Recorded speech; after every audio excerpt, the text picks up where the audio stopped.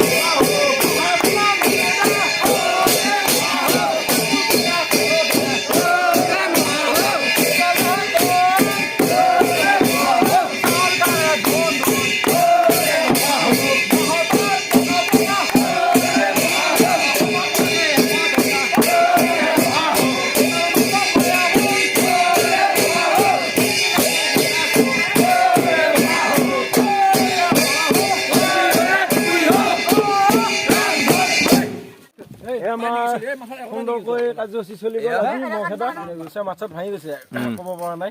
আমাৰ মাথা পাৰিলোতো মুখাখন, এইখন মুখা পৰম্পৰাটো একচুৱেলি আমি অলপ ভালকে ধুতি পিন্ধি কৰিব লাগে। হ'লেও মানে এইটো মানে আপৰত নিয়ম এইখিনি আৰু আমি অলপ পৰম্পৰা জাষ্ট অলপ সামৰিকভাৱে এইখিনি হেৰি কৈছো। গাঁৱৰ বয়োজ্যেষ্ঠ এজনক সুধি যিখিনি নীতি নিয়ম সেইখিনি কৰিব লাগে কৰিম। একোটা লাষ্ট আমি বস্তুখিনি সলকাই লৈছো।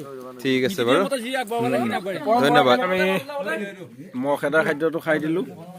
ব্ৰইলাৰ আৰু ভাত দালি এনেকৈ খাই দিলোঁ আৰু মহ খেদা লগালগ আমাৰ চিষ্টেমবিলাক। নমস্কাৰ বন্ধুসকল, ভিডিঅ'টি কেনেকুৱা পালে জনাবলৈ নাপাহৰিব। কাৰণ ভিডিঅ'টি একচুৱেলি কালি দিয়া নহ'ল, আমাৰ মহ খেদি খানা পিনা খাই অহাত দেৰি হৈ গ'ল, সেয়ে ভিডিঅ'টি এডিট কৰাত মোৰ নহ'ল। আজি এতিয়া দিম, এতিয়া ভিডিঅ'টো পাব আপোনালোকে।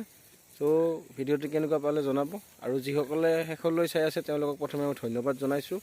আৰু লগতে যিসকলে প্ৰথম চাইছে মই ভিডিঅ'টি চেনেলটি ছাবস্ক্ৰাইব কৰি থৈ দিব এণ্ড লাইক কমেণ্ট কৰিব।